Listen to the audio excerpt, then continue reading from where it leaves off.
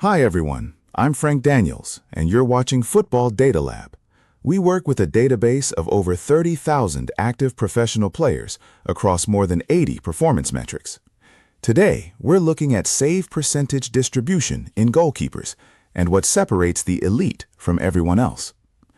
In front of us is a histogram covering around 1,500 goalkeepers.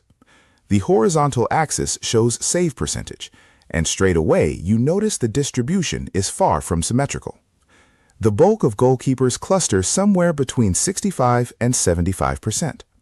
That makes intuitive sense. Your average professional keeper stops roughly 7 shots out of 10. But the right tail is where things get interesting. A small group of goalkeepers consistently sits above 80%. That is a different level entirely. And the obvious question follows immediately. Why? Is it luck, a small sample of shots faced, or genuine quality? The left tail tells its own story. Keepers below 50% are either squad players with minimal game time, or there is something systematically wrong with the defense in front of them. Okay, we've seen the overall picture. Now let's break down how this number shifts. We've established how save percentage is distributed overall. Now let's look at where the most effective goalkeepers actually play, which leagues they come from. The chart covers nearly 500 goalkeepers across 8 leagues. The Dutch and Spanish leagues lead the way, with average save percentages noticeably higher than the rest. At the other end sit the Brazilian League and MLS. One explanation is attack quality.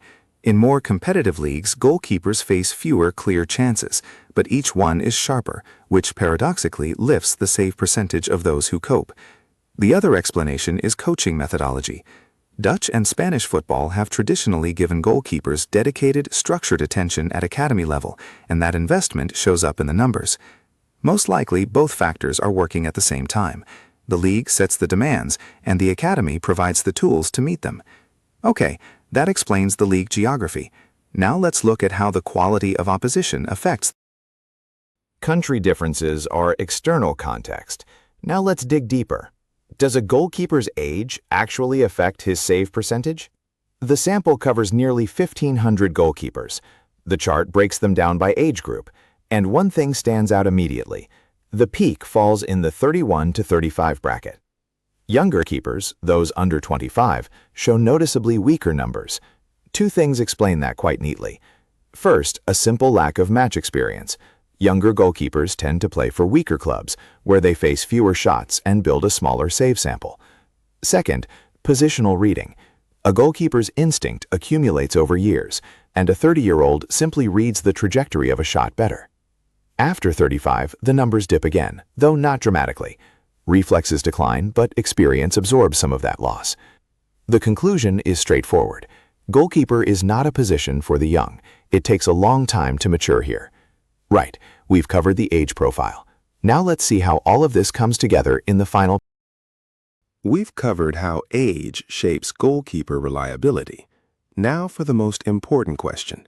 What actually separates the elite from everyone else? Out of nearly 1,500 goalkeepers in the sample, the top 10% by rating save noticeably more. The gap is a few percentage points. That sounds modest, but across a full season, it compounds into 5 to 8 extra saves, and every save is a point potentially lost. One explanation is positioning. Elite goalkeepers rarely find themselves reacting to a ball already heading for the corner. They cut angles early, before the shot is even struck. Another factor is how they handle low-quality attempts. Average keepers occasionally concede goals that a top-level goalkeeper takes comfortably, and that's exactly what builds up in the numbers over time. So the gap in save percentage isn't luck, and it isn't just athleticism. It's decisions made in fractions of a second, decisions some goalkeepers consistently make better than others. If this kind of analysis interests you, subscribe, and we'll be back in a few days with more breakdowns from the same dataset.